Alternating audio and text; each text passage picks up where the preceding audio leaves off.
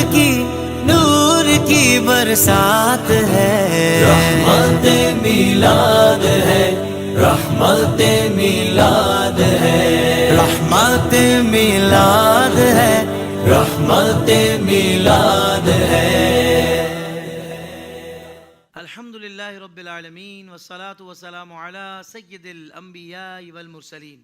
ناظرین کرام، حاضرین محفل، بالخصوص ہمارے پیارے مفتی صاحب اور پیارے بچے، آپ سب کو السلام علیکم ورحمۃ اللہ وبرکاتہ۔ وعلیکم السلام ورحمۃ اللہ وبرکاتہ۔ ناظرین کرام، بچے تو بڑے پرجوش ہیں، اور کیوں نہ ہو، الحمدللہ رحمت میلاد کی یہ خوبصورت بزم سج چکی ہے، اور یہ بچوں کا اسپیشل پروگرام ہے، بچوں کے لیے جو ہم نے خاص طور پر ترتیب دیا ہے۔ زیادہ خوشی اور زیادہ جذبہ اس لیے بھی ہے کہ یہ ہمارے پیارے آقا حضرت محمد مصطفیٰ صلی اللہ تعالیٰ علیہ وآلہ وسلم کی ولادت کا 1500 سالہ جشن ہے، جو انتہائی عقیدت، محبت، ادب اور دھوم دھام سے منایا جا رہا ہے۔ تو الحمدللہ آئی ڈی ایس کا آپ کو پتہ ہی ہے کہ 12 روزہ ہم نے الحمدللہ رحمت میلاد نشریات سجا لی ہے، جس میں مختلف موضوعات ہیں، نبی پاک صلی اللہ علیہ وآلہ وسلم کی شان و عظمت کے حوالے سے، سیرت کے حوالے سے، اور تعلیمات نبوی صلی اللہ تعالیٰ علیہ وآلہ وسلم کے حوالے سے۔ وہیں ہم نے بچوں کے لیے یہ خوبصورت پروگرام، اسپیشل ایپیسوڈ ہم نے ترتیب دیا ہے، کیونکہ میں جانتا ہوں جو اسکرین کے سامنے بچے بیٹھے ہوئے ہیں وہ بھی بہت کچھ سیکھنا چاہتے ہیں کہ بھائی ہم میلاد کیوں مناتے ہیں، کیا وجہ ہے، میلاد کو کیسے منانا چاہیے، ہمارے پیارے آقا صلی اللہ تعالیٰ علیہ وآلہ وسلم کو اللہ تعالیٰ نے کیا شان عطا فرمائی ہے، قرآن میں اس کا ذکر کس طرح ہے، حدیث نبوی صلی اللہ تعالیٰ علیہ وآلہ وسلم میں کس طرح فرامین آتے ہیں، بہت ساری عشق و محبت اور ادب کی باتیں آج ہم سیکھیں گے۔ اور یہ ساری باتیں سکھانے کے لیے جو یہاں پر تشریف لائے ہیں ہم سب کے پیارے حضرت علامہ مولانا پروفیسر مفتی غلام محی الدین قادری صاحب، قبلہ آپ کو بھی السلام علیکم ورحمۃ اللہ وبرکاتہ۔ حضور خیریت سے ہیں؟ بہت کرم، شکر جزاک اللہ خیرہ، آپ تشریف لائے، آپ نے ہمیں وقت عطا فرمایا، اور ظاہر بات ہے آپ تو پروفیسر ہیں، بچوں کو پڑھانا یہ تو پہلے ہی آپ بڑے اس سے واقف ہیں کہ کس انداز سے بچوں کو سکھایا جاتا ہے، پھر بچوں کا پھر جیسا سائز ہو، جیسی عمر ہو، ان کے مطابق گفتگو کرنا، یہ بھی ایک ٹیچر ہی جانتے ہیں کہ اس کا کیا فن ہے اور اس کے تقاضے کیا ہوتے ہیں۔ قبلہ مفتی صاحب، سب سے پہلے کیا کہیے گا اس بزم کے حوالے سے کہ 1500 سالہ جشن ولادت مصطفیٰ اور یہ بچوں کا اسپیشل پروگرام، کیا کہیے گا؟ سب سے پہلے تو میں آپ کا شکریہ ادا کرتا ہوں آئی ڈی ایس کا کہ آپ نے مجھے موقع دیا چھوٹے بچوں سے گفتگو کرنے کا۔ مجھے بہت اچھا لگتا ہے کہ یہ جب ہماری نسل ہے، یہ ہمارے معمار ہیں آگے کے، اور جب یہ بچوں کی ذہن سازی، ان کے فکر، ان کے خیال میں عشق رسالت مآب صلی اللہ علیہ وسلم جب ڈال دی جائے تو ایک سمجھے لائن و لینتھ ان کی ٹھیک ہو جاتی ہے، پھر ہمیں ان کو جو ہے زیادہ چلانے کی ضرورت نہیں پڑتی ہے، پھر یہ زندگی گزارنے کے طور طریقے خود سیکھنا شروع کر دیتے ہیں۔ جی جی جی جی۔ تو چونکہ جو بنیاد ہے وہ اچھی ہونی چاہیے، تو میں یوں کہوں گا کہ ہماری خوش نصیبی ہے اس سال کہ اللہ تبارک و تعالیٰ نے ہمیں 1500 سالہ جشن ولادت مصطفیٰ صلی اللہ علیہ وسلم کا سال ہمیں عطا کیا ہے، الحمدللہ۔ تو یہ بڑی خوش نصیبی کی بات ہے۔ تو زندگی میں بہت یعنی کہ خال لوگوں کو عطا ہوتا ہے، تو یہ بچوں کے لیے بھی ہے کہ یہ بچوں کی زندگی میں آیا، ہماری زندگی میں آیا، تو ہم اس کو انشاءاللہ بہت شان انداز میں منا رہے ہیں، اور اس میں بہت سے نئے آئیڈیاز آ رہے ہیں، بہت نئے جو ہے ہم انشاءاللہ اس جشن کو منانے کے لیے مختلف جہتوں سے، مختلف سمتوں سے پوری قوم کی تعمیر کے لیے انشاءاللہ ایک نئے آئیڈیاز شیئر کریں گے اور بتائیں گے کہ ہمیں کس طرح منانا چاہیے۔ واہ واہ واہ، مفتی صاحب میرے ذہن میں بات آ رہی ہے کہ جہاں بچے آپ سے سوالات کریں گے تو ہم بھی بچوں سے کچھ باتیں کریں گے، کچھ سوالات کریں گے، تاکہ پتہ لگے نا ان کا آئی کیو لیول اور بالخصوص اسلامک نالج کے حوالے سے کتنا یہ جانتے ہیں۔ تو میں پہلا سوال آپ کی اجازت سے کرنے لگا ہوں۔ بالکل۔ اچھا بچوں، پہلا سوال میں آپ سے یہ پوچھنا چاہوں گا کہ ہم تو 1500 سالہ جشن ولادت مصطفیٰ صلی اللہ علیہ وآلہ وسلم منا رہے ہیں نا، تو یہ 1500 سالہ کیسے ہوئے؟ کیونکہ آج جو ہجری سال چل رہا ہے وہ 1447 چل رہا ہے، یعنی 1447 ہجری چل رہا ہے، تو پھر 1500 سالہ جشن کیسے ہوا؟ آپ میں سے کون بتائے گا؟ اچھا جی، غلام مصطفیٰ بتائیں گے، چلیں مائک پہ بتائیں۔ کیونکہ ہجرت کے بعد 1447 ایئرس تھے، اور اس سے پہلے حضور صلی اللہ علیہ وسلم کی عمر مکے میں 53 ایئرس تھی، تو اس وجہ سے 1500 سال ہو گئے۔ جی، مکی زندگی نبی پاک صلی اللہ تعالیٰ علیہ وآلہ وسلم کی جو ہے وہ 53 ایئرز ہے، اور اس کے بعد جب نبی پاک صلی اللہ علیہ وآلہ وسلم نے ہجرت فرمائی تو چونکہ وہاں سے ہجری سال شروع ہوا تو وہاں سے لے کر آج تک 1447 ایئرز ہو گئے، اور اس میں پلس کریں مکی زندگی 53 ایئرز، تو یہ 1500 سال بنتے ہیں. تو حضور کی ولادت کو کتنے سال ہو گئے؟ تو یہ 1500 سالہ جشن ولادت مصطفیٰ صلی اللہ علیہ وآلہ وسلم ہے. ماشاءاللہ آپ کا جواب درست ہو گیا، کیا بات ہے. اچھا بھائی جی مفتی صاحب، یہاں پہ میں ایک بات اور ایڈ کر دوں جی حضور. کہ دیکھیے یہ جو ہجری سال جو ہے اس کو جاری کرنے والے حضرت عمر رضی اللہ تعالیٰ عنہ ہیں. یہ بات بھی یاد رکھیں تاکہ ہمارے جو بچے جو سن رہے ہیں ہمیں تو انہیں بھی بات پتہ چلے کہ بھائی ہجری سال کب سے شروع کیا، کس خلیفہ نے شروع کیا. تو حضرت عمر رضی اللہ تعالیٰ عنہ نے امیر المومنین، آپ نے اپنے دور خلافت میں ہجری سال کا اجرا کیا، جاری کیا. تو اس کے بعد سے کیونکہ مسلمانوں کا جو کیلنڈر سٹارٹ ہوتا ہے نا وہ کیلنڈر ہجری سال سے، کیونکہ بہت انقلابی دن تھا جس دن رسول اللہ مکے سے مدینہ تشریف لائے تھے. تو اس کے بعد سے یہ آغاز ہوا. تو 1447 سال ہجرت کے ہو گئے رسول اللہ کے، 53 سال مکی زندگی کے ہو گئے، تو کل ملا کر یہ 1500 سال بنتے ہیں. سبحان اللہ سبحان اللہ. مصطفیٰ ایک اور سوال ان سے پوچھ لیتے ہیں جی بالکل کہ بھائی اسلامی سال، چونکہ یہ 1447 اسلامی سال ہے نا، یعنی اسلامی سال جو ہم حساب نے رکھا ہوا ہے، تو اسلامی سال کا آغاز کون سے مہینے سے ہوتا ہے؟ کون بتائے گا؟ جی حمزہ آپ بتائیں. ربیع الاول. اچھا جی، اور کون بتائے گا؟ جی عثمان آپ بتائیں. محرم. محرم الحرام سے ہوتا ہے. بہت صحیح جواب آپ نے دیا ہے. آپ نے ربیع الاول کس حساب سے کہا تھا؟ عشق میں کہا تھا. عشق میں کہا تھا کہ حضور کی ولادت کا تو انہوں نے کہا مسلمانوں تکا لگاؤ ہیں جشن منا رہے ہیں ربیع الاول میں، تو ربیع الاول سے شروع ہوا ہوگا. چلے آپ نے کامن سینس کا استعمال کیا، لیکن عثمان کا جواب بالکل درست ہے. تو اب مفتی صاحب سے اگر آپ کچھ پوچھنا چاہیں تو کون پوچھے گا سب سے پہلے؟ جی حمزہ آپ پوچھیں مفتی صاحب سے، کیا پوچھنا چاہ رہے ہیں؟ صاحب میرا آپ سے یہ سوال ہے کہ ہم حضور صلی اللہ علیہ وسلم کا ولادت کا دن کیوں مناتے ہیں؟ ہاں بہت بنیادی سوال پوچھا آپ نے. واہ واہ. اچھا آپ تمام بچے یہ مجھے بتائیں کہ اگر آپ کو کوئی تحفہ دیتا ہے، کوئی گفٹ دیتا ہے، کوئی نعمت ملتی ہے تو آپ کیا کرتے ہیں؟ شکریہ ادا کرتے ہیں یا نہیں کرتے؟ کرتے ہیں. اچھا اب میں آپ سے پوچھتا ہوں، اس دنیا میں سب سے بڑی جو نعمت اللہ تعالیٰ نے ہمیں عطا کی ہے، کیا حضور سے بڑی کوئی نعمت ہے؟ نہیں ہے نا. تو جب اللہ تعالیٰ نے جب اتنی بڑی نعمت دی ہمیں، کوئی ہمیں گفٹ دیتا ہے، تحفہ دیتا ہے، ہم اس کا شکریہ ادا کرتے ہیں. تو جشن ولادت ہم اس لیے مناتے ہیں اس دن کہ اللہ تعالیٰ نے ہمارے پیارے آقا صلی اللہ علیہ وسلم کو ہمیں گفٹ بنا کر، نعمت بنا کر بھیجا، تو ہم ان کا جشن مناتے ہیں، ان کی خوشی مناتے ہیں ہم اس کے لیے. واہ واہ واہ واہ. سبحان اللہ سبحان اللہ. اور قرآن میں بھی کہا گیا ہے کہ تمہیں نعمتیں جو اللہ تبارک و تعالیٰ جو ہم نے نعمتیں آپ کو عطا فرمائی، اللہ فرماتا ہے. حضور آپ ذرا اب دیکھیں مسئلہ یہ کہ اب یہ بات جو میں نے آپ سے عرض کی تو اس میں یہ کہ احسان کوئی کرتا ہے، نعمت دیتا ہے تو ہم اس پہ شکریہ ادا کرتے ہیں. تو اللہ نے فرمایا لقد من اللہ علی المؤمنین اذ بعث فیہم رسولا، کہ مومنوں پر احسان ہوا کہ تم میں سے ایک رسول اللہ نے بھیجا. تو اللہ تعالیٰ نے دیکھا ہمیں آنکھ دی، ہمیں ناک دیے، زمین آسمان، ہمیں بہت رشتہ دار دیے، اللہ نے ہمیں نعمتوں سے نوازا. لیکن کہیں یہ نہیں فرمایا کہ ہم نے تمہیں یہ نعمت دی ہے تو یہ ہمارا احسان ہوا ہے. لیکن اللہ تبارک و تعالیٰ نے جب اپنے پیارے نبی کو ہمیں دیا تو فرمایا کہ ہم نے تم پر احسان کیا ہے. تو جب احسان کیا اللہ تعالیٰ نے تو ہم کہا کہ اے اللہ تو نے ہم پر احسان کیا ہے، تو لہٰذا ہم حضور کا ولادت کا جشن منا کر شکریہ ادا کریں گے. سبحان اللہ سبحان اللہ. مفتی صاحب میرا آپ سے یہ سوال ہے کہ ہم نبی کریم صلی اللہ علیہ وسلم کی ولادت کے دن کو عید کا دن کیوں کہتے ہیں؟ ہاں عید کا دن کیوں کہتے ہیں؟ دیکھیے عید کا جو دن ہے، لفظ عید جو ہے یہ خوشی کا دن ہوتا ہے، خوشی کا اظہار کا دن ہوتا ہے. جب کوئی نعمت ملتی ہے تو اس کو ہم عید کا دن ایسے ہی کہہ دیتے ہیں. یعنی کہ ہم کبھی آپ دیکھیں گے کہ کبھی آپ کو کوئی خوشی مل جائے، کہتے ہیں آج تو میرے لیے عید کا دن ہے بھائی، تو ضروری تھوڑی کہ اس دن کوئی آپ عید کی نماز پڑھتے ہیں. بھائی ایسا بھی ہوتا ہے نا ہمارے یہاں کہ بسا اوقات ہوتا ہے آج تو بھائی آج کیوں خوش ہیں آپ؟ کہتے ہیں آج میرے لیے تو بھائی عید کا دن ہے بھائی آج تو میری عید ہو گئی ہے. تو آپ مجھے بتائیں، یہ تو ہمارے یہاں عرف میں بھی ہم بیان کرتے رہتے ہیں، روز و شب میں بیان کرتے رہتے ہیں. تو عید دو طرح کے ہیں. بولیے عید کتنے طرح کے ہیں؟ ایک ہے شرعی عید اور ایک ہے عرفی عید. واہ واہ. تو شرعی جو ہوتا ہے نا وہ تو ہمارے یہاں دو ہیں، ایک ہے عید الفطر اور ایک ہے عید الاضحیٰ، جس میں باقاعدہ طور پہ نماز ادا کی جاتی ہے، تو عید شرعی کہلاتا ہے وہ. لیکن عرف میں عید کہتے ہیں، جیسے جمعے کے دن کو بھی عید کہا جاتا ہے، ٹھیک ہے نا. تو اسی طرح رسول پاک صلی اللہ علیہ وسلم جس دن تشریف لائے تو اس دن ہمارے لیے ایک بہت بڑی خوشی کا دن ہے، اس لیے ہم اس کو عید کا دن کہتے ہیں کہ وہ عیدوں کی عید کا دن ہے۔ واہ واہ واہ واہ، اب اس کو ہم عید نہیں کہیں گے، کیا کہیں گے ہم؟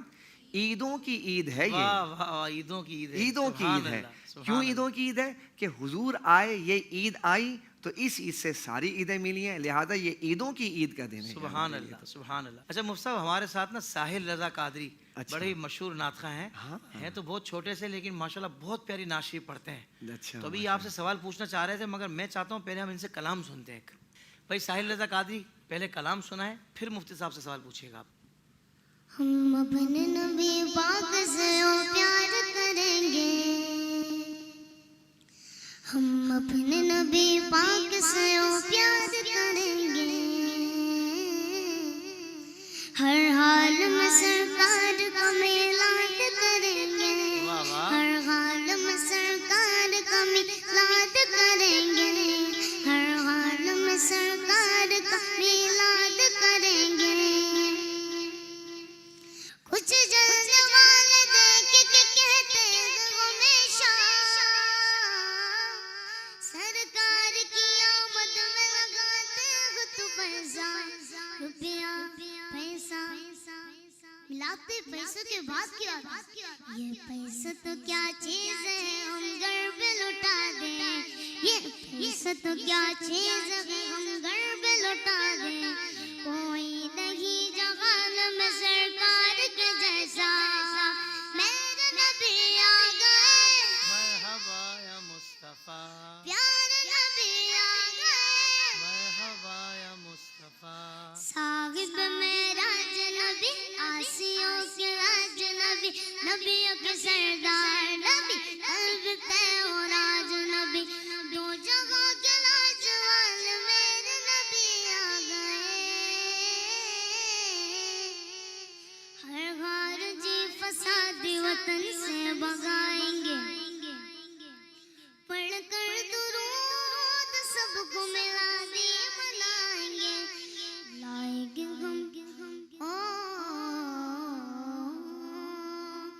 لائیں گے ہم حضور کا اسلام تخت پر، دادی نیت کی سار بتوں کو گرائیں گے، ہم اپنے نبی پاک سے پیار کریں گے، ہم اپنے نبی پاک سے پیار کریں گے، ہر حال میں سرکار کا میلاد کریں گے، ہر حال میں سرکار کا میلاد کریں گے۔ ماشاءاللہ ماشاءاللہ ماشاءاللہ، بھائی کیا بات ہے۔ اور سوال کیا کرنا چاہ رہے ہیں مفتی صاحب سے؟ السلام علیکم مفتی صاحب۔ وعلیکم السلام ورحمۃ مفتی اللہ۔ صاحب آپ سے یہ سوال ہے، چھوٹے بچے کو میلاد النبی میں کیا کرنا چاہیے؟ وہی کرنا چاہیے جو آپ کر رہے ہیں۔ واہ واہ واہ واہ واہ، سبحان اللہ سبحان اللہ، چھوٹے بچوں کو کیا کرنا چاہیے؟ وہی کرنا چاہیے نا، اپنے عشق کا اظہار کرنا چاہیے، بہت اچھے۔ اپنے تعلق کو حضور سے مضبوط کرنا چاہیے۔ اب حضور سے جو تعلق ہے وہ مضبوط کیسے ہوگا؟ بھائی بار بار ان کا ذکر کیا جائے، بار بار ان کو یاد کیا جائے۔ تو آپ یہ کہہ رہے ہیں کہ چھوٹے بچوں کو کیا کرنا چاہیے؟ اب آپ جس سے پیار کرتے ہیں، آپ دیکھیں آپ گھر میں آپ اپنے امی سے پیار کرتے ہیں، آپ اپنے ابو سے پیار کرتے ہیں، دونوں میں سے زیادہ اٹیچمنٹ جس سے آپ کی زیادہ ہوتی ہے، تو آپ بار بار دادی سے پیار کرتے ہیں تو بھاگ بھاگ کے دادی کے پاس جاتے ہیں، بار بار کہتے ہیں میری دادی تو ایسی ہیں، میرے دادا تو ایسے ہیں، بار بار کہتے ہیں نا۔ تو چھوٹے بچوں کو کیا کرنا چاہیے کہ حضور علیہ الصلوۃ والسلام چونکہ ہمارے لیے تمام رشتوں سے بڑھ کر ہیں، اور سارے جتنے رشتے اللہ نے بنائے ان سے سب سے اوپر میرے آقا کی ذات ہے، اللہ کے بعد رسول ہیں۔ تو اب ہمیں کیا کرنا چاہیے کہ ہمیں ان کو اپنا رول ماڈل بنانا چاہیے، ٹھیک ہے؟ رول ماڈل بنائیں۔ اب رول ماڈل جب آپ بنائیں گے تو اس کا کیا مطلب ہے کہ ہمارے آقا ایسے بولتے تھے، ہمارے آقا ایسے سوتے تھے، ہمارے آقا ایسے کھاتے تھے، ہمارے آقا ایسے چلتے تھے۔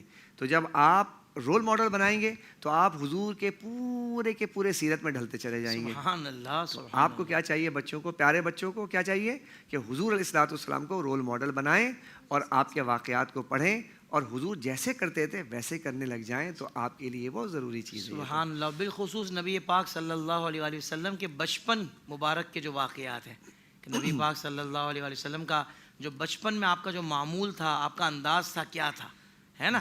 تو جب وہ واقعات بھی آپ سنیں گے تو پھر آپ کو اندازہ ہوگا کہ ہمارا بچپن کیسا ہونا چاہیے۔ جو آپ جس عمر میں ہیں تو پھر آپ کو اندازہ ہوگا کہ بھائی اس عمر میں بھی ہم نے نماز کی طرف جانا ہے، اس عمر میں بھی ہم نے اپنا اخلاق اچھا رکھنا ہے، اس عمر میں بھی ہم نے کوئی ایسی مستی مذاق نہیں کرنی کہ جس سے لوگ کہیں کہ یار اس کی تربیت کیسی ہے، تو اس چیز کا خیال کرنا ہے۔ اچھا بھائی، اب مفتی صاحب سے کون سوال کرے گا؟ عثمان۔ مفتی صاحب میرا آپ سے یہ سوال ہے، ہم 12 ربیع الاول کو لائٹیں اور جھنڈے کیوں لگاتے ہیں؟ لائٹ اور جھنڈے کیوں لگاتے ہیں؟ اچھا اب یہ بتائیے کہ دیکھیں لائٹ اور جھنڈے جو ہم لگاتے ہیں یہ بھی خوشی کا اظہار ہے ہمارے لیے کہ ہم نبی کی آمد پر خوشی کا اظہار کرتے ہیں۔ ایک اصول یاد رکھیے گا پیارے بچوں، تمام ہمارے جتنے بھی سننے والے آئیڈیاز کے پلیٹ فارم سے تمام بچے ایک بات یاد رکھیے گا کہ خوشی منانے اور جنگ کرنے ان دونوں کے طریقے ہر زمانے میں ہر دور میں مختلف ہوتے ہیں۔ یہ بات یاد رکھیں گے آپ، خوشی منانے اور جنگ کرنے کے طور طریقے ہر زمانے میں علیحدہ ہوتے ہیں۔ اگر تلوار کا زمانہ ہوگا تو بتائیں جنگ جو ہے وہ تلوار سے ہی ہوگی نا، اس زمانے میں تو ظاہر سی بات ہے میزائل تو تھے نہیں، نہ اس وقت کوئی ایئر کرافٹ تھا، نہ اس میں کوئی جناب آپ کے پاس توپ تھے، تو صحابہ کرام نے جنگ کس سے کی ہے؟ تلوار سے کی ہے، تیروں سے کی ہے۔ لیکن آج زمانہ کیسا ہے؟ آج زمانہ ایسا ہے کہ جہاں پہ میزائل بنائے جا رہے ہیں، ایئر کرافٹ بنائے جا رہے ہیں، تو اب جب جہاد ہوگا، اب جب جنگ ہوگی تو اب کوئی تلوار سے تو لڑائی نہیں کرے گا نا، بولیے ایسا ہے یا نہیں ہے؟ اتنی بات تو سمجھ آتی ہے نا؟ تو اب تلوار کا زمانہ نہیں رہا، اب کیا زمانہ ہے؟ میزائل کا زمانہ ہے، اب ایئر کرافٹ کا زمانہ ہے، اب کس کا زمانہ ہے؟ اب جو ہے توپوں کا زمانہ ہے، ٹیکنالوجی کا زمانہ ہے، لہٰذا جنگ ویسے کیا جائے گا۔ تو جب جنگ کرنے کا طریقہ مختلف ہو گیا تو خوشی منانے کا طریقہ بھی مختلف ہوگا۔ تو جس زمانے میں میرے آقا تشریف لائے، وہ جو زمانہ ہمایوں تھا، اس زمانے میں لائٹ نہیں تھے، بجلی نہیں تھی، تو صحابہ کرام جو ہے وہ اپنے خوشی کا اظہار اس زمانے کے حساب سے کرتے تھے، ٹھیک ہے نا؟ ان بچیوں نے جو ہے دف بجا کر کیا، حضور علیہ الصلوۃ والسلام نے اپنے آمد پر روزہ رکھ کر کیا، تو خوشی کا اظہار کیا۔ تو آج چونکہ ٹیکنالوجی کا زمانہ ہے تو خوشی میں ہم کیا کرتے ہیں؟ لائٹیں لگاتے ہیں، جھنڈے لگاتے ہیں، تاکہ لوگوں کو پتہ چلے بھائی کیا ہو رہا ہے، بھائی کیوں لائٹ لگائی آپ نے؟ تو ہم کہتے ہیں کہ ہمارے آقا تشریف لائے تھے اس لیے ہم نے لائٹ لگائی ہے، ہم نے اس لیے جھنڈا لگایا ہے۔ تو یہ خوشی منانے کا یہ طریقہ آج کے زمانے کا ہے، اس لیے ہم جھنڈے بھی لگاتے ہیں اور لائٹ بھی لگاتے ہیں۔ سبحان اللہ۔ آپ دیکھیں نا بچوں کے اللہ تعالیٰ نے ہمیں وطن کی نعمت عطا فرمائی، جب ہمارا ملک آزاد ہوا، تو اب ملک تو ایک ہی مرتبہ آزاد ہوا ہے آج سے کئی سالوں پہلے، مگر جیسے ہی وہ تاریخ آتی ہے، جیسے 14 اگست آتی ہے، تو ہم اپنے وطن میں خوب سجاوٹ کرتے ہیں، اپنے گھر پہ جھنڈیاں لگاتے ہیں، ایسا ہے کہ نہیں؟ لائٹیں بھی لگاتے ہیں۔ کوئی پوچھتا ہے بھائی کیوں لگائی ہیں؟ اس لیے لگائی ہیں کہ اللہ تعالیٰ نے ہمیں وطن کی نعمت دی، آزادی کی نعمت دی، تو ہم اس خوشی میں جھنڈے اور لائٹوں سے ہم نے اظہار کیا ہے کہ ہمیں اپنے وطن سے محبت ہے۔ تو جب وطن ایک نعمت، اس سے محبت کا اظہار کیا جا سکتا ہے، تو جو پورے کائنات کے لیے نعمت ہو، جو سردار جہاں ہوں اور جو اللہ کے محبوب بھی ہوں اور ہمارے لیے سب سے بڑی نعمت ہو اللہ کی طرف سے، تو ان کی تشریف آوری پر ہم کیوں نہ جھنڈے لگائیں، ہم کیوں نہ لائٹیں لگائیں، ہم کیوں نہ مٹھائیاں تقسیم کریں، ہم کیوں نہ لنگر پکا کر سب کو کھلائیں، ہم کیوں نہ اپنے لبوں پر درود و سلام سجائیں اور اتنی پیاری پیاری محفلیں سجائیں۔ تو یہ وجہ ہے کہ ہم نبی پاک صلی اللہ علیہ وسلم کی آمد پر اپنی خوشی کا اظہار کرتے ہیں۔ یہ خوشی کا اظہار کا ایک طریقہ ہے، جس طرح مفتی صاحب نے ارشاد فرمایا کہ اس دور کے مطابق وہ طریقے اختیار کیے گئے، اور آج کے جدید دور کے حساب سے جو نئے طریقے ہیں جو شریعت کے خلاف نہیں ہیں، شریعت کے مطابق ہے، جس کی علماء کرام اجازت دیتے ہیں، ہم آج کل وہ طریقے بھی اختیار کرتے ہیں، اپناتے ہیں اور خوشی کا اظہار کرتے ہیں اور محبت کا اظہار کرتے ہیں۔ ایسا ہی ہے نا؟ یہاں پہ حافظ صاحب ایک بات اور ایڈ کر لیں۔ جی اب دیکھیے یہ بات جو جیسے آپ نے ارشاد فرمائی کہ ہم لائٹ لگا کر، جھنڈے لگا کر ہم خوشی کا اظہار کرتے ہیں، ان کیس آج سے 100 سال کے بعد خوشی منانے کا طریقہ بدل جاتا ہے، جی، تو اب اس زمانے میں جائز طریقے جو ہوں گے حدود شرع کے اندر رہ کر، ہم وہ طریقہ بھی اختیار کریں گے اپنے آقا کے میلاد کے لیے، کیونکہ وہ اس زمانے کا طور طریقہ ہوگا۔ لہٰذا اس کو آپ نے فکس نہیں کرنا ہے کہ لائٹ پر ہی اکتفا کرنا ہے۔ اب آنے والے وقتوں کے اندر اگر ٹیکنالوجی ایسی آ جاتی ہے جس میں مختلف، مثال کے طور پہ آج ہمیں کہا جا رہا ہے چاند پہ جانے کی بات کی جا رہی ہے، تو جب کوئی چاند پہ جانے کا اگر کوئی ہمارے یہاں کوئی سبیل بن جاتی ہے تو چاند پر جا کے اس طور طریقے سے سرکار کا میلاد منایا جائے گا، تو وہ طریقہ اس زمانے میں رائج کیا جائے گا۔ صحیح ہے؟ کیا بات ہے۔ مفتی صاحب میرا آپ سے یہ سوال ہے کہ نبی کریم صلی اللہ تعالیٰ علیہ وآلہ وسلم کی شان 12 ربیع الاول کو ہی کیوں بیان کرتے ہیں؟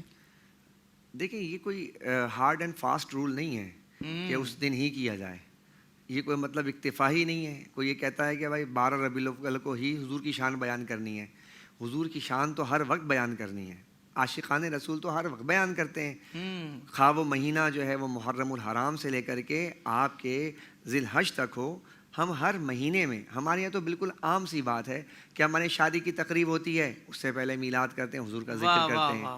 ہمارے یہاں کوئی بچوں کی پیدائش ہوتی ہے تو ہم اس وقت جو ہے محفل نعت کر لیتے ہیں، یا ہمارے یہاں کوئی سالگرہ وغیرہ کے یہاں جو لوگ خرافات کرتے ہیں تو ہم جو دینی سوچ کے جو لوگ ہوتے ہیں، بلکہ ہر ایک کو ایسا کرنا چاہیے، وہ اپنے اظہار تشکر کے لیے حضور کا میلاد کرتے ہیں. ختم قرآن کی محفل ہو، ختم قرآن کی محفل میں آپ دیکھیں ماہ رمضان شریف میں، اس میں بھی سرکار کا ذکر کرتے ہیں. تو آپ ہر مہینے میں آپ دیکھیں گے نا تو سرکار کا ذکر کیا جاتا ہے، لیکن بطور خاص 12 ربیع الاول کو اس لیے کیا جاتا ہے، حضور کی شان بیان کی جاتی ہے چونکہ حضور اس دن تشریف لائے، تو لہٰذا موضوع ہی حضور ہوتے ہیں اس دن. واہ واہ واہ، اس لیے اس کے علاوہ کوئی اور موضوع ہوتا ہی نہیں. بہت خوبصورت جواب مفتی صاحب، واہ واہ واہ، سبحان اللہ.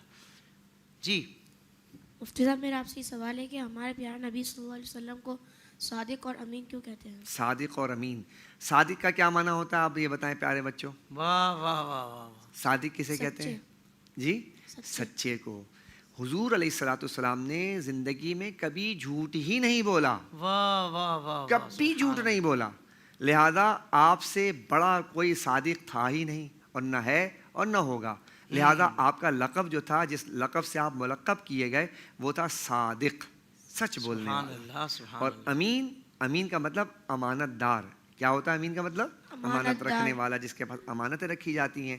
اب دیکھیں مکۃ المکرمہ میں ہمارے پیارے آقا صلی اللہ علیہ وسلم نے جب اعلان نبوت کیا تو سارے کے سارے مکے کے لوگ آپ کے دشمن ہو گئے، چند لوگوں کو چھوڑ کر جو مسلمان ہوئے. دشمن جب انسان ہو جاتا ہے کسی کے، تو دشمن کے پاس کوئی سامان رکھواتے ہیں؟ آپ بتائیں، آپ کسی سے دشمنی ہو جائے یا آپ کو کسی نے کوئی مصیبت پہنچائی، پریشان کیا، تو آپ اسے تھوڑا سا ڈسٹینس رکھتے ہیں، آپ سامان ہی نہیں دیتے، اپنا پیسہ کسی نہیں آپ نہیں دیں گے. کیوں نہیں دیں گے؟ کہ یہ دشمن ہے ہمارا. لیکن حضور نبی کریم علیہ الصلوۃ والسلام ایسے امین تھے، امانت دار تھے کہ وہ حضور کو اہل مکہ دشمن بھی سمجھتے تھے اور اپنی امانتیں رسول اللہ کے پاس بھی رکھوایا کرتے تھے. اللہ، کائنات میں کوئی ایسی نظیر ہی نہیں ملتی ہے، کوئی ایسی مثال ہی نہیں ملتی ہے کہ دشمن بھی ہوں اور امانتیں بھی سرکار دو عالم صلی اللہ علیہ وسلم کے پاس رکھوائی جائیں. تو اس لیے آپ کو صادق اور امین کے نام سے اس زمانے میں لوگ کہتے تھے. اور آج بھی میرے آقا کا جب بھی کوئی نام آتا ہے نا تو سب سے اعلیٰ ترین، سب سے پہلے جو نام آتا ہے وہ صادق اور امین کا لقب آتا ہے ہمارے یہاں. مفتی صاحب میں آپ سے یہ پوچھنا چاہتا ہوں کہ اللہ تعالیٰ نے نبی کریم صلی اللہ علیہ وسلم کو تمام عالم کے لیے رحمت فرمایا، اس کا کیا مطلب ہے؟ ہاں اچھا، عالم جو ہے، عالم ایک ہوتا عالم اور ایک ہوتا عالم. عالم کسے کہتے ہیں؟ یعنی دنیا میں جتنی چیزیں ہیں نا، یہ یاد رکھیے گا یہ بات ہمیشہ، دنیا میں جتنی چیزیں ہیں نا، اللہ کے سوا تمام چیزیں عالم ہیں. واہ واہ واہ واہ، اللہ کے سوا تمام چیزیں عالم ہیں. تو اب آپ نے جب سوال کیا کہ آپ کو رحمت عالم کیوں کہا گیا، اللہ نے جب اپنا تعارف کروایا تو اس نے کہا میں رب العالمین ہوں.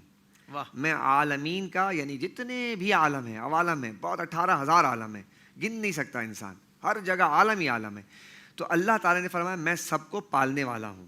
تو اللہ تعالیٰ نے اپنے لیے فرمایا رب العالمین، اور جب اپنے محبوب کی بات آئی تو کہا رحمت للعالمین، کہ جہاں جہاں میری ربوبیت ہے اے محبوب وہاں پر آپ کی رحمت ہے. تو آپ کی رحمت اتنی عمومی ہے کہ آپ صرف انسانوں کے لیے رحمت نہیں ہیں، بلکہ آپ چرند پرند، جتنے بھی حشرات، سبزہ پودا، کائنات میں زمین آسمان، سب کے لیے آپ رحمت ہیں. اس لیے آپ کو رحمت عالم کہا جاتا ہے. واہ واہ، سبحان اللہ، سبحان اللہ. بات کو آپ، ہاں تو یہ بات ذہن میں رکھیے گا. حتیٰ کہ حضور نے پوچھا کہ میں سب کے لیے رحمت ہوں، اے جبریل آپ کے لیے میں رحمت کیسے ہوں؟ تو کہا کہ یا رسول اللہ، جب میں نے شیطان کا حال دیکھا تو میں بہت گھبرایا رہتا تھا کہ میرا کیا ہوگا، لیکن جب آپ تشریف لائے اور وحی آئی اور آپ کے اوپر نازل ہونے والی وحی یعنی قرآن میں اللہ نے مجھے جب امین کہا اور پھر مجھے امانت دار کہا، تو یا رسول اللہ مجھے تسلی ہو گئی کہ میرا خاتمہ بہت اچھا ہوگا. آپ کے آنے کی وجہ سے مجھے تسلی مل گئی، آپ میرے لیے رحمت بن کر آئے. سبحان اللہ، سبحان اللہ. حضور علیہ السلام جبریل علیہ السلام کے لیے بھی رحمت ہے. بتائیے آپ اندازہ لگائیے، فرشتوں کے لیے بھی ہیں. جبریل امین کون ہے بتائیں آپ میں سے کوئی؟ فرشتوں کے سردار. شاباش، فرشتوں کے سردار ہیں. مفتی صاحب سے یہ سوال ہے، نبی کریم صلی اللہ علیہ وسلم کے مبارک بچپن کیسا تھا؟ ہاں دیکھیے، آپ لوگ نے بچوں کو دیکھا ہے، چھوٹے جو بچے ہوتے ہیں آج کل کے تو بچے جو ہیں ان کا بچپن جو ہے نا پتہ کہاں گزرتا ہے؟ زیادہ تر جو ہے نا وہ لیپ ٹاپ میں اور جو ہے نا گیجٹس میں، اس میں گزرتا ہے ہمارے بچوں کا وقت، گیمنگ کرتے ہے نا بھائی، ایسی نا گیمنگ کھیل رہے ہوتے ہیں، یہ ہوتے ہیں. تو آپ نے جب سوال پوچھا تو پہلے بچوں کی پوری آپ کو جو ہے نا گراؤنڈ ریئلٹیز معلوم ہونی چاہیے، بچہ کرتا کیا ہے. آج کا بچہ یہ کرتا ہے، پہلے کے بچے کیا کرتے تھے؟ پہلے کے بچے گلی کوچوں میں کھیلتے تھے. آج کے بچوں کو تو نصیب ہی نہیں ہے، چونکہ وہ باہر ہی نکلتے. ماں باپ کہتے ہیں بھائی اغوا ہو جائے گا، فلاں ہو جائے گا. پہلے جو ہے ہم نے جیسے بچپن گزارا تو ہمارے بچپن میں جو ہے باہر کھیل کود کرتے تھے بچے، صبح جاتے تھے باہر کھیلتے تھے. تو حضور علیہ الصلوۃ والسلام کا جو بچپن ہے وہ اتنا شاندار، اتنا نفیس ہے کہ میرے آقا صلی اللہ علیہ وسلم کبھی بھی باہر کھیلتے نہیں تھے. سبحان اللہ. شرارتیں جس طرح بچے کرتے نا، یہ شرارتیں نہیں کرتے تھے. نبی کریم علیہ السلام خرافات بکنا، منہ سے فضول باتیں کرنا، یہ چیزیں میرے آقا کریم علیہ الصلوۃ والسلام کی زندگی میں بچپن میں کبھی بھی نہیں آئی. حضور علیہ الصلوۃ والسلام کیا کرتے تھے؟ اب ظاہر سی بات ہے، جب حضور کھیلتے نہیں تھے اور حضور علیہ الصلوۃ والسلام جو یہ کام نہیں کرتے تھے تو پھر بچپن میں آپ کیا کرتے تھے؟ سوال آئے گا نا. تو حضور بچپن میں بھی غور و فکر کرتے تھے. واہ واہ واہ. غور و فکر کرنا. بچہ جب ایسے ہوتا ہے یعنی کسی نہ کسی گہری سوچ میں رہنا. تو چونکہ آپ کو منصب بہت اعلیٰ دیا جانا تھا، اس لیے بچپن سے ہی وہ اوصاف آپ کے اندر اللہ نے عطا فرمائے تھے. لہٰذا آپ سوچتے تھے، فکر کرتے تھے. تو جب آپ بڑے ہوئے تو بڑے ہونے کے بعد جوان ہوئے تو آپ غار ہرا میں جب گئے نا، جب وہی آنے سے پہلے، تو آپ غار ہرا میں بلندی پہ آپ چلے گئے. وہاں بھی جا کے کئی دن تک حضور علیہ الصلوۃ والسلام جا کے روزہ رکھتے تھے اور غور و فکر کیا کرتے تھے. سبحان اللہ. غور و فکر کی جو عبادت ہے نا بیٹا، یہ بہت ضروری چیز ہے. اس لیے آپ لوگ بھی نا کبھی کبھار تنہائیوں میں غور و فکر ضرور کیا کریں کہ اللہ تعالیٰ نے کائنات کو کیوں بنایا ہے، اس کا مقصد کیا ہے، اور ہمیں اللہ نے کیوں بنایا ہے. یہ ہے غور و فکر کرنا. تو جب آپ اپنے اوپر غور و فکر کریں، اللہ میں غور و فکر نہیں کرنا. کیا کہا میں نے؟ اللہ کے بارے میں غور و فکر نہیں کرنا کہ وہ کیسا ہے، اس کے ہاتھ ہوں گے یا وہ اس کا قد کتنا لمبا ہوگا. آپ یہ سوچیں گے نا تو آپ گمراہ ہو جائیں گے. اللہ کے بارے میں نہیں، اللہ کے مخلوق کے بارے میں غور و فکر کرنا ہے. سبحان اللہ. سمجھ آئی بات آپ کے؟ ہاں بہت اچھے.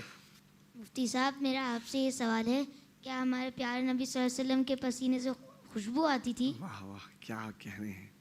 آپ جائیں جا کے آپ کی امی جان سے پوچھیں میرے آقا کے کہ آپ بتائیں کہ جب حضور دنیا میں تشریف لائے تو آپ بتائیں کہ کیا ہوا تھا، کیسی کوئی خوشبو آئی تھی؟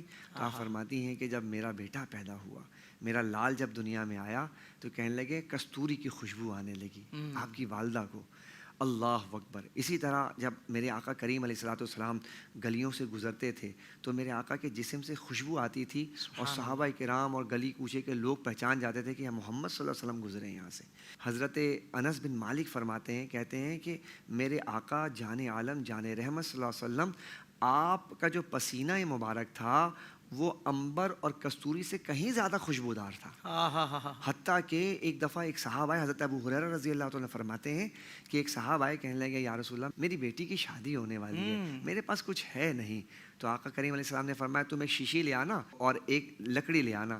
تو وہ ایک شیشی لے آئے، لکڑی لے آئے. تو حضور علیہ الصلوۃ والسلام نے دونوں ہاتھ جو تھے آپ کے، وہ دونوں ہاتھ سے ایسے آپ نے پسینہ ایسے نکالا اور اس شیشے میں ڈال دیا. اب وہ شیشی بھر گئی. کہا کہ جاؤ اپنی بیٹی کو دینا، کہا کہ جب بھی ضرورت پڑے تو اسے لگا لیا کرے.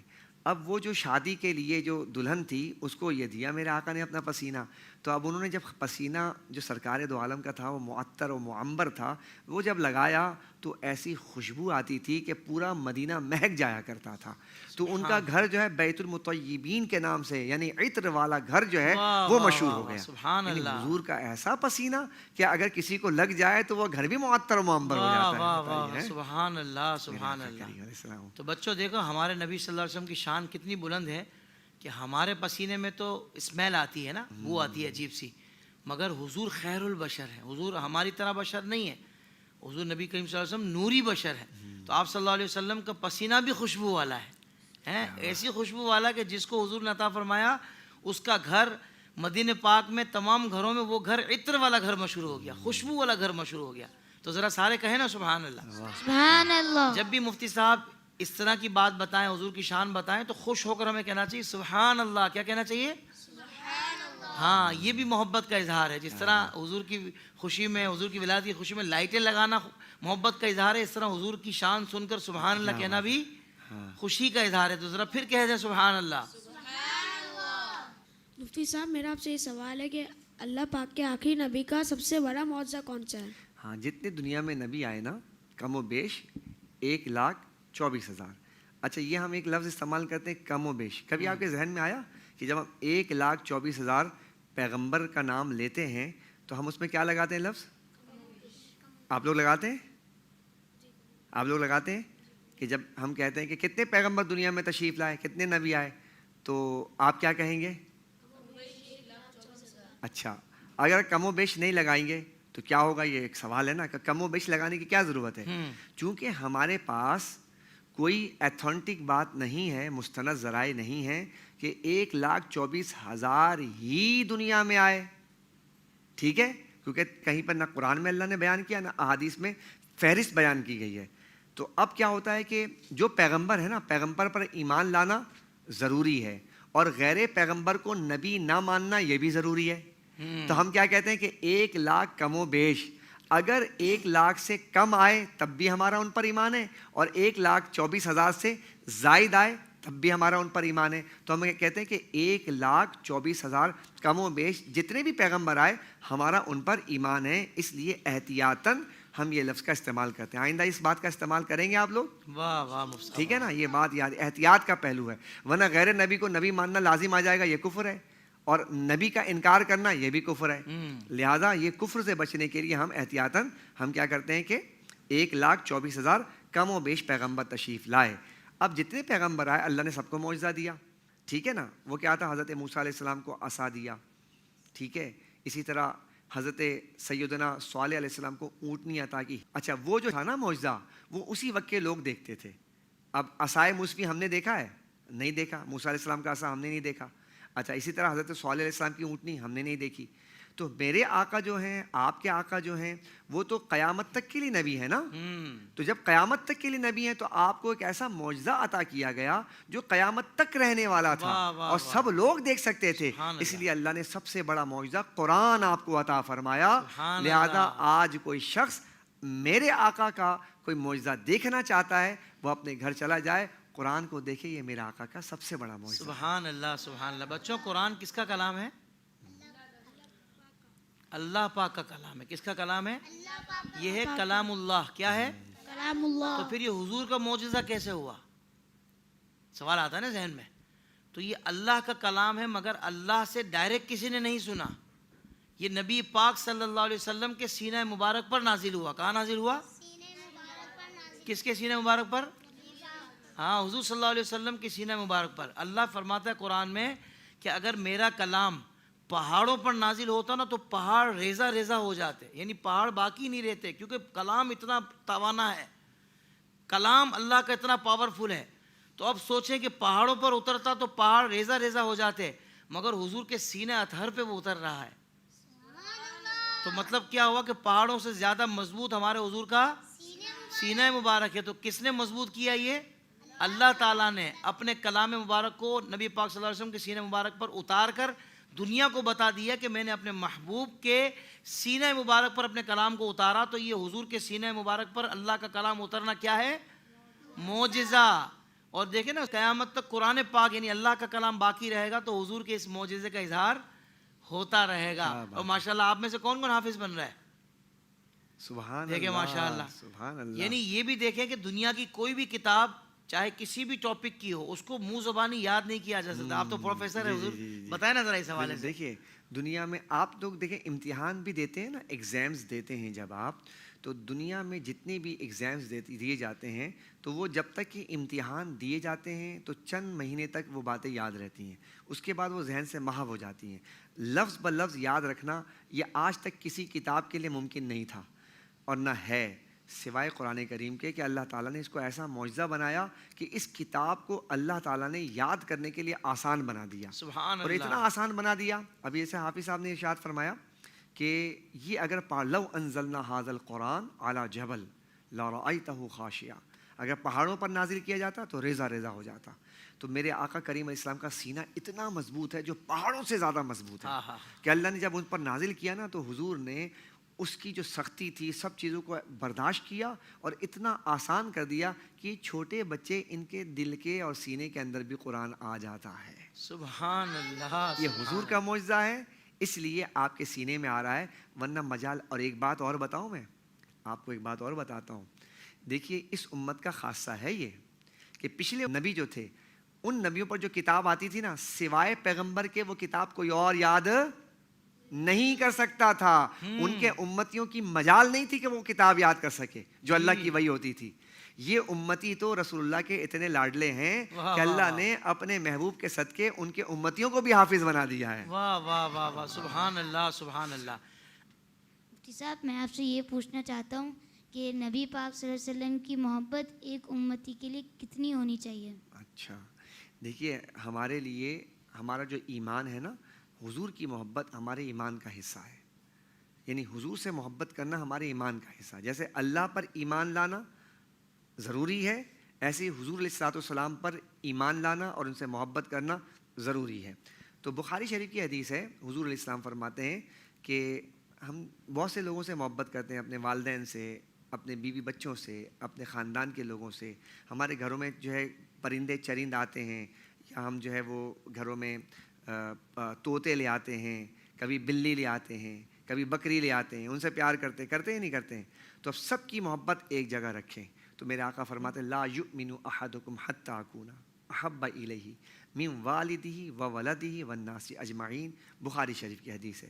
کہا کہ تم میں سے کوئی شخص اس وقت تک مومن نہیں ہو سکتا جب تک کائنات میں جتنی چیزیں ہیں ان تمام چیزوں سے میں تم سے زیادہ محبوب نہ ہو جاؤں.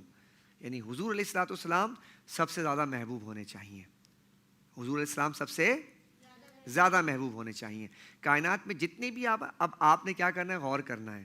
جب محبت کی بات ہے نا، کمپیئر کرنے کی، تو دنیا میں کوئی بھی محبت آئے نا تو آپ نے دیکھنا ہے کہ کیا میں اپنے نبی سے زیادہ محبت کرتا ہوں یا اس چیز سے زیادہ محبت کرتا ہوں.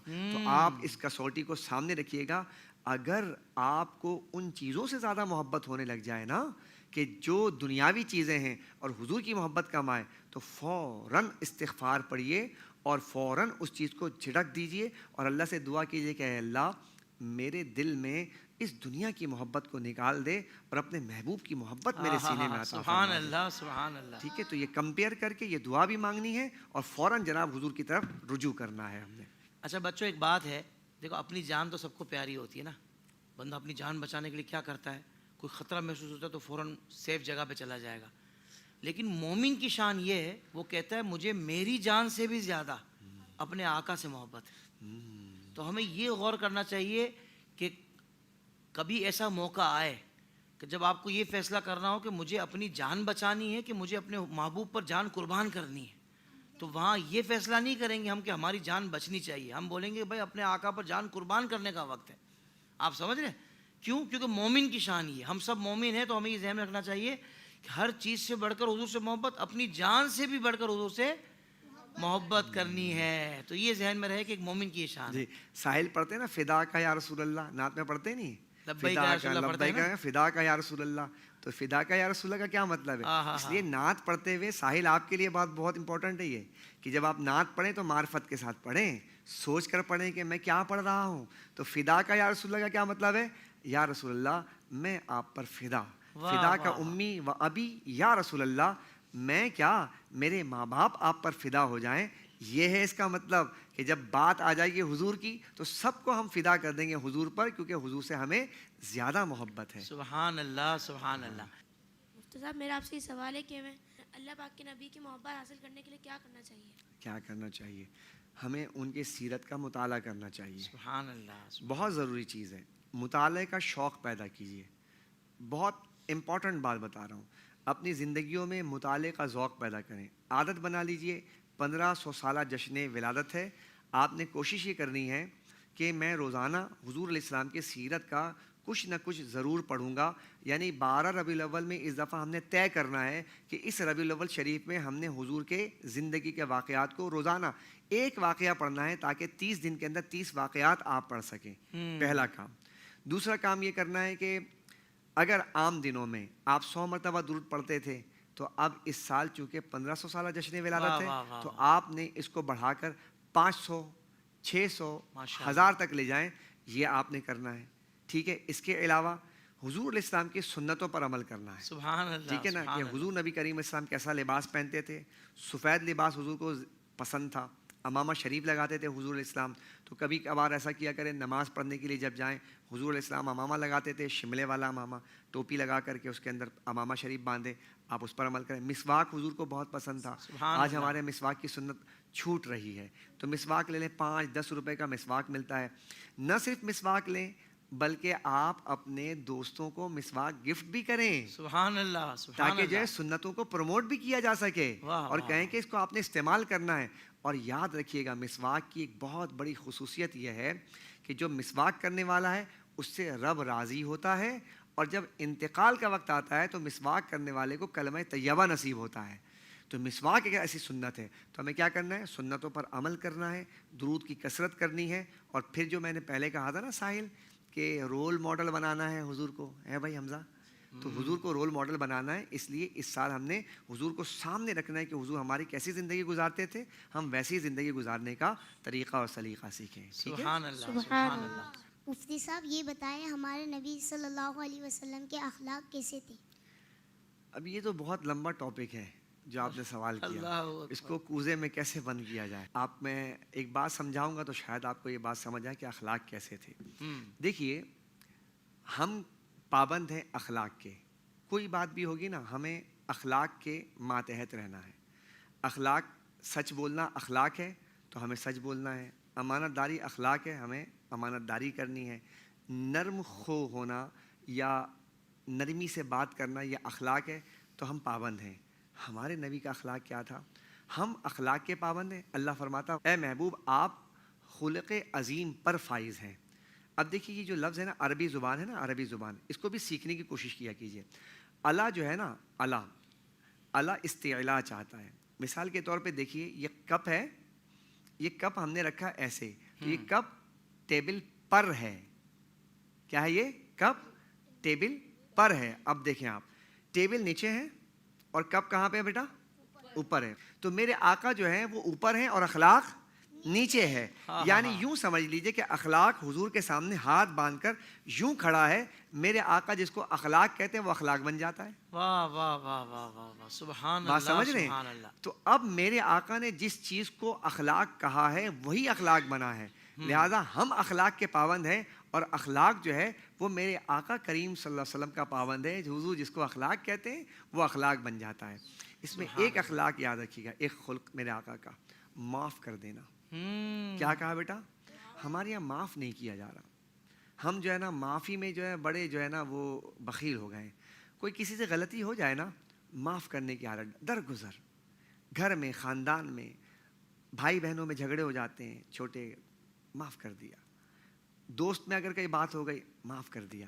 چونکہ جب آپ معاف کی عادت ڈالیں گے نا, میرے آقا کریم علیہ السلام کے اندر یہ اتنے زبردست یہ خلق تھا, اخلاق تھا, کہ مکے والوں نے حضور کو اتنا ستایا کہ حد کر دی. لیکن جب میرے آقا جب فاتح مکہ بن کر گئے نا, تو لوگوں نے کہا کہ آج تو بدلے کا دن ہے. حضور نے فرمایا نہیں, آج تو معافی کا دن ہے. حضور نے سب کو معاف فرما دیا. تو آج معافی جو ہے نا, ہمیں معافی کو سیکھنا چاہیے اور معافی اور درگزر سے کام لینا چاہیے. صحیح ہے؟ سبحان اللہ. سبحان اللہ. مفتی صاحب, نبی صلی اللہ علیہ وسلم کو نماز سے کتنی محبت تھی؟ حضور نے فرمایا نماز میرے آنکھوں کی ٹھنڈک ہے. اب آپ کو جب کبھی آنکھ میں پانی, اگر آنکھوں میں جلن ہو تو آپ پانی لیتے ہیں ایسے ٹھنڈک حاصل کرنے کے لیے. تو حضور علیہ الصلوۃ والسلام نے دیکھے کتنے یعنی گراؤنڈ ریالٹیز پہ بات کی. کہا کہ تمہارے جسم کے جو اعضاء ہیں اس کی مثال سرکار نے دی. کہا کہ نماز میری آنکھوں کی ٹھنڈک ہے. سبحان. تو حضور علیہ الصلوۃ والسلام نماز سے اتنا پیار کرتے, اتنی محبت کرتے, پوری رات نماز پڑھتے. ہمیں حکم کیا دیا گیا کہ نماز 5 وقت پڑھی جائے. 5 وقت فرض ہے. نماز کتنے وقت فرض ہے ہم پر؟ 5 وقت فرض ہے. لیکن جب حضور کی بات آئی نا, تو حضور تہجد بھی پڑھتے, ٹھیک ہے, حضور جناب فجر کی نماز کے بعد چاشت بھی پڑھتے, اشراق بھی پڑھتے, اوابین بھی پڑھتے, پوری رات نماز پڑھتے. حضور کو نماز سے اتنی محبت تھی. سبحان اللہ. سبحان اللہ. ٹھیک ہے نا. تو نماز ہمیں پڑھنی چاہیے, نماز ہماری قضا نہیں ہونی چاہیے. چونکہ ہم حضور سے محبت کرتے ہیں, تو حضور نے جس چیز سے محبت کی ہے ہمیں بھی اس سے محبت کرنی چاہیے. اچھا مفتی صاحب, کچھ بچے نماز بہت جلدی پڑھتے ہیں نا, مطلب جیسے بس فوراً بس پڑھ لیں, باقی چیزوں کو ٹائم اچھا دیں گے, مطلب پراپر, لیکن نماز بہت تیزی سے پڑھتے ہیں. تو اس پر بھی کچھ پھول عطا فرما دیں. اس میں جو ہے بیٹا ہاں اس پہ بہت خیال کرنا ہے کہ نماز کو جو ہے نا ہم نے نمٹانا نہیں ہے، ٹربو نہیں لگا لینا ہے، ٹربو انجن دیکھتے نا بہت تیزی میں بھاگتے ہیں۔ نماز کو جتنے آپ سکون سے پڑھیں گے نا تو نماز، ہم کہتے ہیں نا کہ نماز پڑھنے میں ہمیں سکون نہیں ملا، ہم نماز تو پڑھ رہے ہیں تو پھر نماز سکون سے پڑھو، نماز سکون سے پڑھو گے تو نماز آپ کو سکون دے گی۔ واہ واہ واہ واہ، نماز سکون سے پڑھو گے تو پھر نماز تمہیں سکون دے گی۔ سکون دے واہ گی۔ واہ واہ، کیا بات ہے۔ اگر آپ نماز سکون سے نہیں پڑھیں گے تو آپ کو سکون ہی نہیں ملے گا، آپ کو سجدوں میں مزہ نہیں آئے گا۔ سجدے لمبے کیا کریں، کیا کہا میں نے؟ جتنا سجدہ، کیونکہ اللہ تعالیٰ نے اشرف المخلوقات انسان کو یہ سجدہ ہے جس سجدے کو نہ کرنے کی وجہ سے شیطان جو ہے وہ اللہ کے دربار سے باہر نکال دیا گیا۔ Get out from our paradise, نکل جا میرے جنت سے، کیوں؟ سجدہ نہیں کیا نا، لہٰذا ہمیں سجدے میں زیادہ تگ و دو کرنی چاہیے۔ نماز میں سجدہ جو ہے اس کو طویل کیا کریں، دل میں جو دعائیں تمنائیں ہوا کریں، چونکہ بندہ سب سے زیادہ نماز میں سجدے میں اللہ کے قریب ہوتا ہے، تو لہٰذا ٹھہر ٹھہر کے سکون کے ساتھ نماز ادا کیا کریں۔ سبحان اللہ سبحان اللہ۔ مفتی صاحب میں اپنی طرف سے اور بچوں کی طرف سے بھی شکریہ ادا کر دوں مفتی صاحب کا، اتنی پیاری پیاری باتیں بتائی ہیں، کتنا کچھ سیکھنے کو ملا۔ کس کس کو بہت مزہ آیا؟ تو بہت مزہ ہے۔ اچھا دیکھیے مائک اٹھا کے بتا رہے ہیں کہ مجھے تو بہت مزہ آیا۔ ماشاء اللہ مفتی صاحب یقین مانے میں خود حیران ہوں کہ آپ اتنی انٹلیکچوئل ٹاکنگ کرنے والے، لیکن آپ نے خاص طور پر بچوں کے لیے جس لیول پہ آ کے آپ نے گفتگو کی ہے نا، یقین مانے یہ بہت الگ ہی آپ کی صلاحیت کوئی مجھے تو نظر آئی ہے۔ ماشاء اللہ، آپ ظاہر بات ہے پروفیسر ہیں، یونیورسٹیز میں لیکچرار ہیں، تو یہ اس طرح اس لیول پہ گفتگو کرنے والے، لیکن جو ایک اسلام کا یہ حسن ہے، جو ایک اللہ تعالیٰ عالم دین کو جو ایک عطا فرماتا ہے خاص عنایت، نظر ہے آپ کی، یہ ماشاءاللہ حضرت کمال ہے۔ اور پھر مدینہ پاک سے آپ فیضان لے کر آئے ہیں، ماشاءاللہ کیا بات ہے۔ اللہ تعالیٰ قبول فرمائے آپ کا آنا بھی۔ بچوں آپ کا بھی بہت شکریہ، آپ سب تشریف لائے، ہمارا پروگرام خوبصورت ہو گیا۔ ہمارے ناظرین کا بہت شکریہ، اور اس کے جو شارٹ کلپس ہیں اس کو بھی اپنے اہل خانہ کو، بچوں کو ضرور دکھائیے گا، یہ پورا پروگرام بھی دکھائیے گا، بہت کچھ سیکھنے کو ملے گا۔ یہی میلاد ہے، یہی میلاد جو باتیں ہم نے یہاں سیکھی ہیں، اسی طرح الحمدللہ ہم میلاد مناتے ہیں اور انشاءاللہ مناتے رہیں گے۔ ناظرین کرام اجازت آپ سے چاہیں گے انشاءاللہ، اور یہ جو سلسلہ ہے رحمت میلاد نشریات کا وہ اسی طرح بڑھتا ہی جائے گا۔ اللہ تعالی ہمیں اس کی جزا عطا فرمائے اور ہمارے لیے اس کو سرمایہ آخرت بنائے، اور ہمارے لیے حضور کی محبت کو بڑھانے کا سبب بنائے، اور بار بار میٹھا میٹھا مدینہ دیکھنے کا سبب بنائے۔ آمین بجائے طٰ و یاسین۔ بہت شکریہ۔ السلام علیکم ورحمۃ اللہ وبرکاتہ۔